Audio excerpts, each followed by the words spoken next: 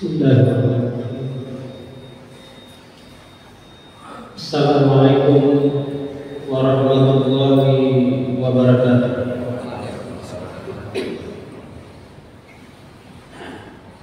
Alhamdulillahirabbil alamin. Nahmaduhu wa nasta'inuhu wa nastaghfiruh wa na'udzu billahi min shururi anfusina wa min sayyiati a'malina.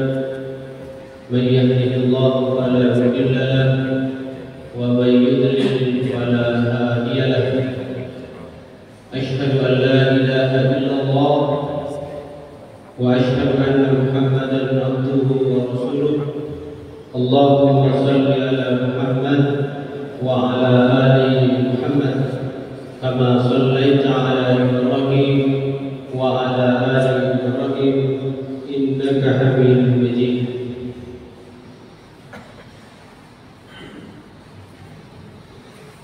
Alhamdulillah,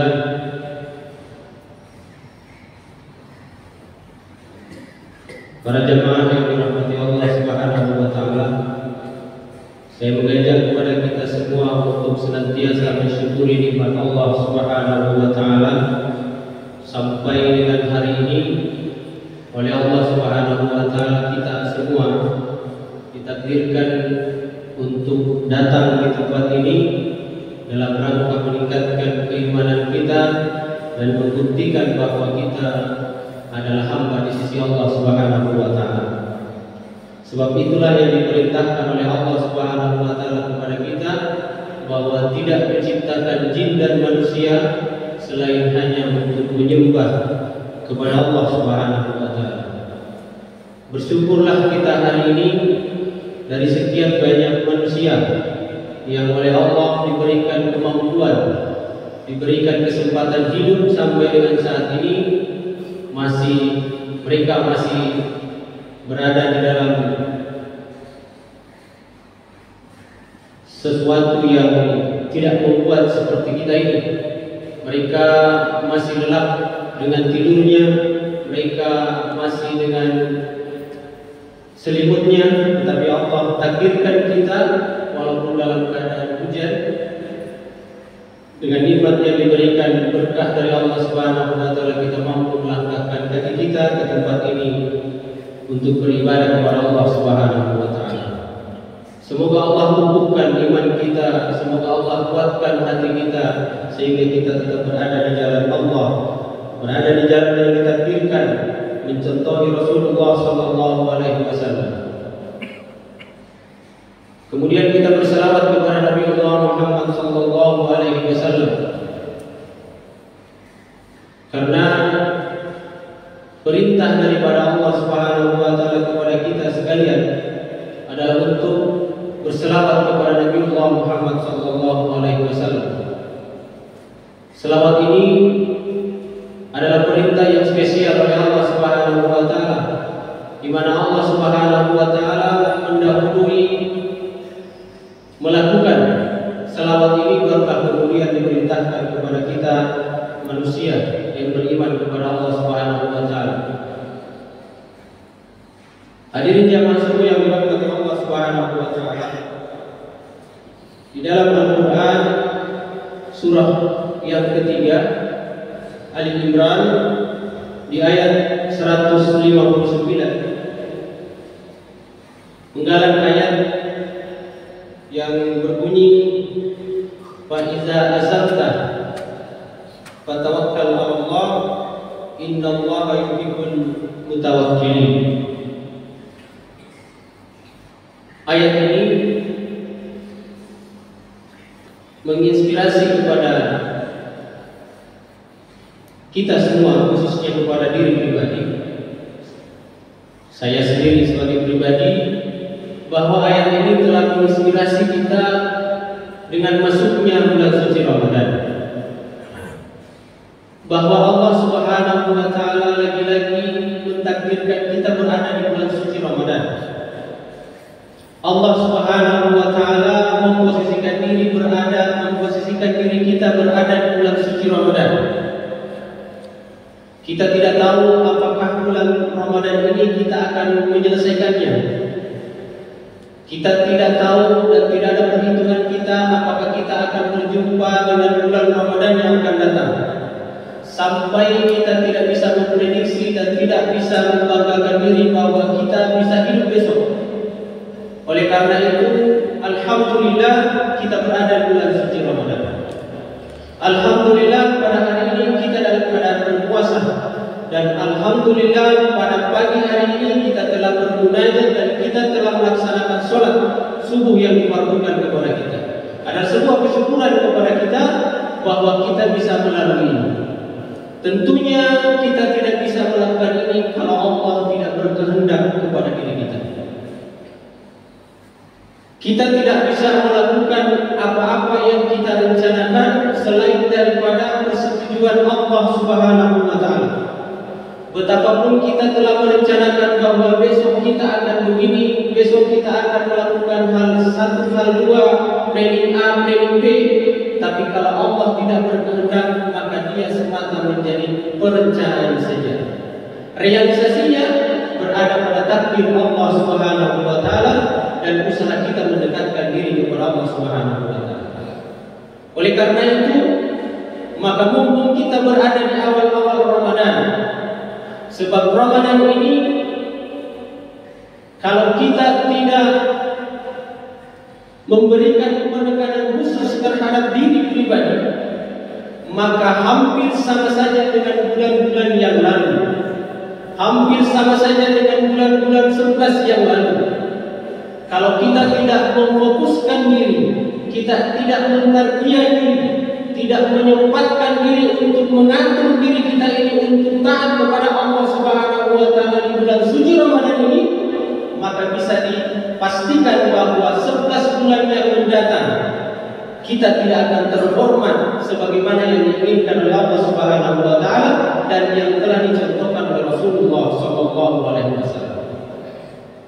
Dari sekian banyak keutamaan bulan suci Ramadan, dari sekian banyak tawaran yang diberikan oleh Allah Subhanahu wa Ta'ala di bulan suci Ramadan ini, dari sekian banyak faedah dan manfaat yang didapatkan oleh orang-orang yang berada di bulan suci Ramadan, kalau kita tidak manfaatkan waktu ini dengan benar-benar, maka kita akan ketinggalan, maka kita akan berlalu, waktu akan berlalu, bulan suci Ramadan ini akan berlalu, dan kita akan ditinggalkan tanpa bekas. Tidak ada perbedaan antara sebelum dan sesudah bulan suci Ramadan terkait dengan keimanan kita kepada Allah Subhanahu wa Ta'ala. Oleh karena itu, saya berpesan kepada diri pribadi dan kita semua, maka kita harus mengazamkan diri kita untuk mengambil keutamaan-keutamaan bulan suci Ramadan. Maka contoh para sahabat, contoh pada orang-orang terdahulu, mereka ketika akan memasuki bulan suci Ramadan, jauh-jauh sebelumnya mereka telah memformat diri untuk menyiapkan batin dan hati untuk tunduk dan taat kepada Allah Subhanahu wa Ta'ala.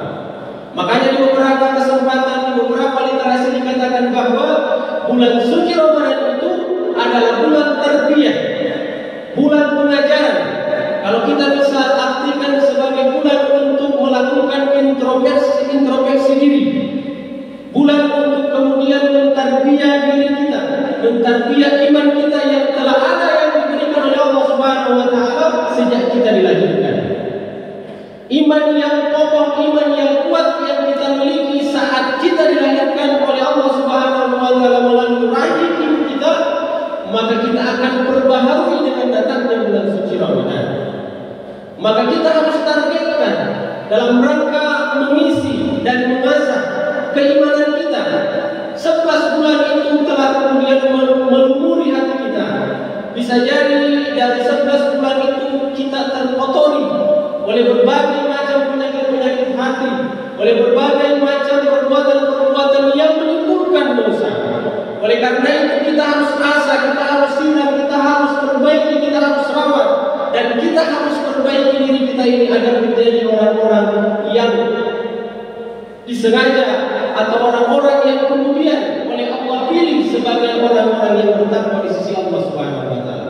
Maka targetnya, kalau sebelum bulan suci Ramadan kita memang telah melaksanakan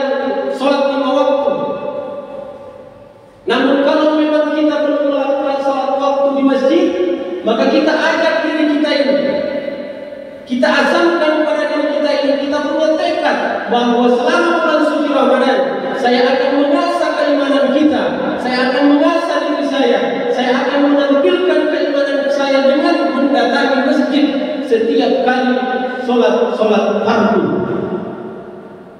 Kalau kita sudah melakukan itu, maka ditambahi dengan sholat-sholat yang menyertai sholat fardu, ba'diyah maupun qabliyahnya.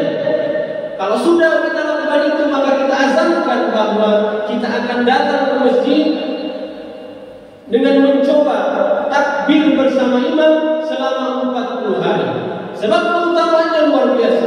Barang siapa, kata Rasulullah SAW, barang siapa yang sholat bersama imam, takbir bersama imam selama 40 hari tanpa ketinggalan, maka ada dua keutamaan yang Allah janjikan kepada orang-orang yang melakukan itu. Yang pertama, Allah akan mencabut dalam hatinya kemunafikan. Yang kedua, Allah akan menghindarkan dia daripada siksaan api neraka.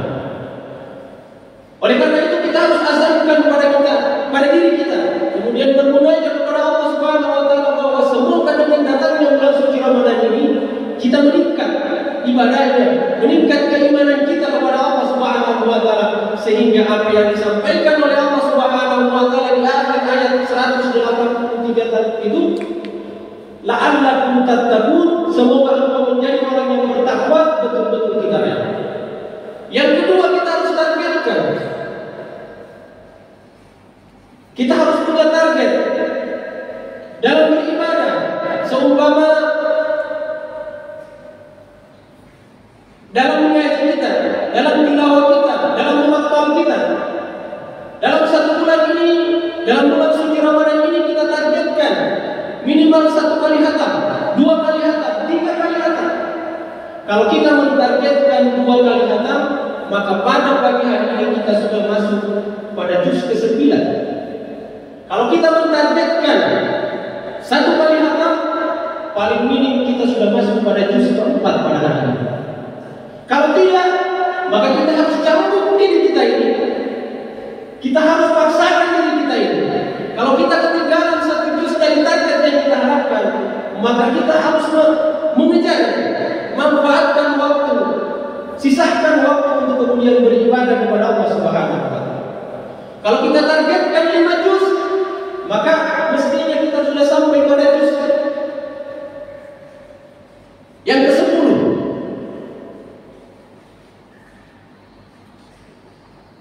Oleh karena itu, hadirin yang dirahmati Allah Subhanahu wa taala, yang disampaikan Allah Subhanahu wa taala dalam Quran surah Al-Imran ayat ke-159 ini, di potongan ayat yang terakhir, sebenarnya berkisah tentang bagaimana Rasulullah menghimpun umat ini sehingga Rasulullah SAW kemudian bisa menyampaikan firman Allah dengan kelemah lembutan yang diberikan oleh Allah Subhanahu wa taala.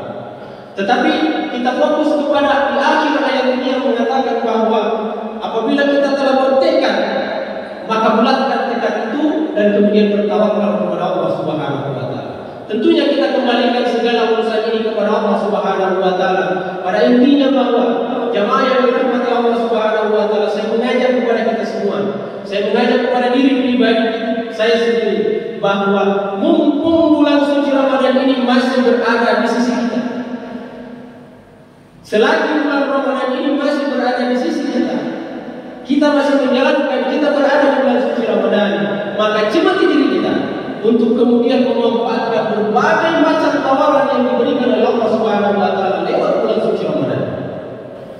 Semoga Allah Subhanahu wa taala memberikan kemudahan, berkah kepada kita, kemudian diberikan kemampuan untuk menjalankan segala ibadah-ibadah yang ada di bulan suci Ramadan ini, lebih menguatkan iman kita sehingga kita memiliki gairah untuk kemudian memupuk keimanan itu, menyiram iman itu, kemudian iman ini akan menjadi tumbuh dan menjadi bekal kita menjalani bulan-bulan yang akan datang dan menjadi bekal kita menghadap kepada Allah Subhanahu wa taala. Kiranya bulan suci Ramadan ini menjadi awal, menjadi cemeti kita untuk kemudian bisa berubah dan menjadi orang-orang yang bertakwa di sisi Allah Subhanahu wa taala. Saya kira ini yang bisa saya sampaikan. Mohon maaf jika ada hal yang tidak berkenan. Semoga Allah Subhanahu wa taala mengampuni diri pribadi saya sendiri dan mengampuni kita semua, dan kita digolongkan sebagai hamba-hambanya yang taat kepada Allah Subhanahu wa taala. Subhanakallahumma wa bihamdik asyhadu an la ilaha illa anta astaghfiruka wa atubu ilaik. Wassalamualaikum warahmatullahi wabarakatuh.